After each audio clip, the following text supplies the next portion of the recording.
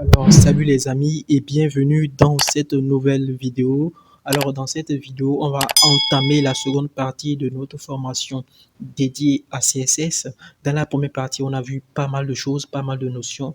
Dans cette seconde partie, on va continuer notre apprentissage sur le CSS. On va essayer d'aller un peu plus loin sur les notions qu'on avait déjà découvertes dans la première partie.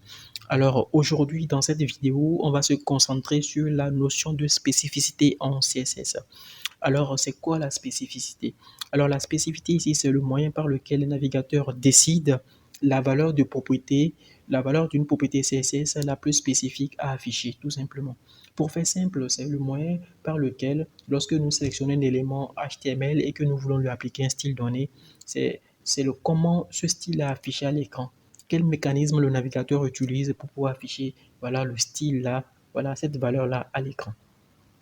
Alors, comme toujours, tout ce que je dirai dans cette vidéo, je ne vais pas les inventer. Tout ce que j'aurai à dire ici serait spécifié ici sur la documentation MDN. Voilà, n'hésitez pas à vous rendre sur MDN. Il y a une page dédiée ici à la spécificité. Et ici, n'hésitez pas à approfondir vos connaissances sur l'article, sur ce blog-là. C'est stick, il y a aussi pas mal d'informations. Alors ici, le but de cette vidéo est de comprendre déjà comment le navigateur fait pour savoir quelle est la notion, quelle est la propriété la plus spécifique. Ok, donc ici, ce qu'on va faire, on va essayer de rentrer dans notre code source pour essayer de faire un peu de tests, pour faire quelques tests, pour voir un peu comment le navigateur va réagir. Donc ici, ce qu'on va faire, on va rentrer dans notre éditeur test. Ici, j'ai déjà créé un dossier spécificité et un fichier index.html. J'ai aussi créé ici un fichier style.css qui est encore vide et j'ai ici relié mon fichier index, j'ai ici relié mon fichier HTML à mon fichier CSS et je vous ai avancé un peu, je vous ai dévancé un peu, j'ai mis en place un petit code de base. Ce petit code de base, j'ai créé ici un header qui est ici un ID et ici une balise H1 qui est une classe title et puis tout simplement un contenu bidon. Donc ici, j'ai lancé ça sur live server. Lorsqu'on viendra ici, tac, tac, tac, on aura ici mon super site. Donc, ce qu'on va faire ici, on va essayer de mettre en place un certain nombre de tests pour voir un peu comment le navigateur va réagir. Déjà, pour appliquer un style à notre élément H1, on pourra faire ceci. Voilà, H1, on pourra mettre ici color de point red. C'est une méthode. Voilà, c'est l'une méthode parmi tant d'autres. On pourra aussi faire ici, puisque H1 est, voilà, puisque H1 ici est un élément enfant de header, on pourra aussi faire ceci. Voilà, dièse header H1, voilà, color blue. Déjà, vous allez remarquer ici que on n'aura plus la couleur rouge, on aura la couleur bleue. Qu'est-ce qui s'est passé? Pourquoi le navigateur a décidé d'afficher la couleur bleue que la couleur rouge? On va découvrir ça bientôt. Donc, le troisième cas ici, c'est de faire ici un header.title. Voilà. On va ici mettre ici une couleur purple. Voilà. Donc, on va aussi constater ici avec ce troisième cas ici que la couleur va passer à purple. Alors, qu'est-ce qui s'est passé? Comment le navigateur, parmi tous ces multitudes de choix, a pu choisir ici la propriété, la valeur la plus spécifique pour notre élément en fait? Donc, pour pouvoir comprendre comment le navigateur fait son choix, on va ici se rendre sur le site Specificity Calculator. Alors, sur ce site ici, on a un certain nombre de standards utilisés par les navigateurs, par la plupart des navigateurs voilà, web, pour pouvoir savoir quelle est voilà, la propriété, quelle est la valeur la plus spécifique. Donc ici, par exemple, nous avons plusieurs syntaxes. Comment le navigateur saura parmi tous ces syntaxes-là, quelle est la valeur qu'il faut afficher, quoi. Soit le purple, soit le blue, soit le red. Pour pouvoir comprendre comment le navigateur fera son choix, on va se rendre sur cette doc-là.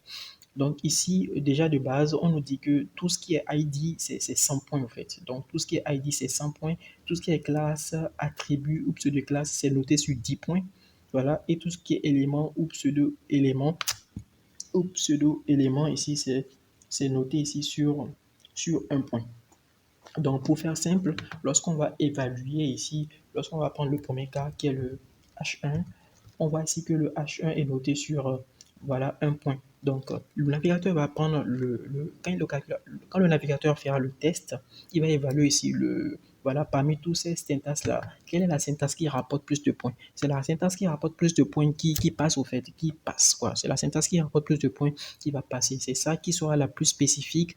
C'est ça qui sera la plus spécifique, c'est ça que le navigateur va afficher. Donc, c'est important de comprendre comment le navigateur fonctionne pour pouvoir savoir comment pour écrire notre code CSS afin de ne pas avoir des surprises beaucoup plus tard. Parce que très souvent, lorsque nous écrivons du code CSS, on a par exemple un titre ici H1, on sera amené peut-être avec du JavaScript à manipuler ou bien à changer ce titre-là. Si on n'est pas, enfin, si le code n'est pas assez spécifique ou bien le code est très très spécifique, on ne pourra pas changer parce qu'on a mal sélectionné notre élément. Donc c'est important de savoir comment le navigateur raisonne pour voir comment on peut se tirer de cette situation. Donc ici, lorsque il s'agit d'un élément simple, c'est tout simplement un point. Lorsqu'on ici on mettra ici un point. Donc, pour voir aussi comment le navigateur a fait pour afficher le purple, on va prendre d'abord ce cas-là, le header et puis ici le H1. Donc, lorsqu'on se rend ici, on prend ici le header qui vaut 100 points, ok? On rajoute le H1, ça vaut 101 points, ok? Ça vaut 101 points. Mais lorsque nous venons ici, on va essayer d'effacer ce qui est là. Lorsqu'on va rajouter ici, voilà, le header point title, vous voyez ici que ça vaut 110 points.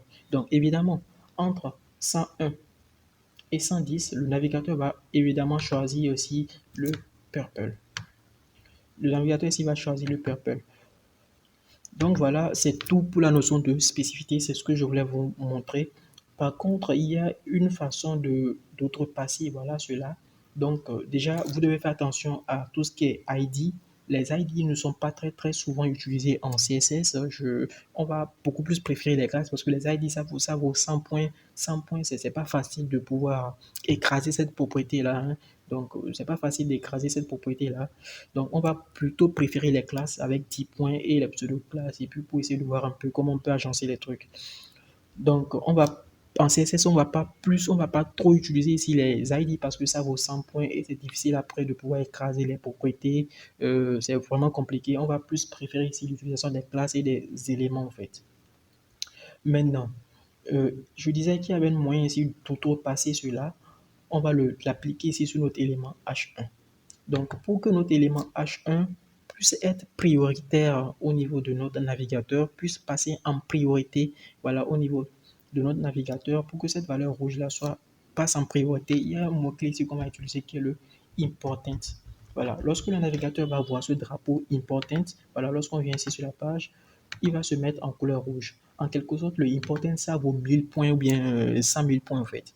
Donc voilà. Alors, comme vous venez de le constater, le drapeau important sur un élément, je dis, le drapeau important sur une propriété CSS, voilà, sur une valeur, va permettre de faire passer cette valeur-là à un niveau de priorité assez élevé. C'est très, très problématique, surtout, donc, on va vous recommander d'écrire un code beaucoup plus simple, voilà, avec au minima 2 à 3 niveaux de profondeur pour qu'on puisse après, voilà, changer les valeurs si on utilise un système de classe et tout. Si l'élément, voilà, si notre élément est beaucoup trop profond, on aura du mal, voilà, à changer les valeurs. Et cela va nous obliger à utiliser, voilà, ce drapeau-là, voilà, cette solution importante. Donc, les amis, ne vous inquiétez pas, ce qui est sûr dans cette formation, on saura un peu comment écrire du CSS pour ne pas trop dépendre, voilà, de ce mot-clé important là. Alors les amis, c'est tout pour cette vidéo. J'espère qu'elle vous a plu. Moi, c'était un plaisir pour moi de vous faire cette vidéo-là. Si vous avez aimé, n'hésitez pas à liker, n'hésitez pas à vous abonner afin de soutenir la chaîne. Et sur ce, je vous dis à plus pour de très très nouvelles vidéos. Ciao.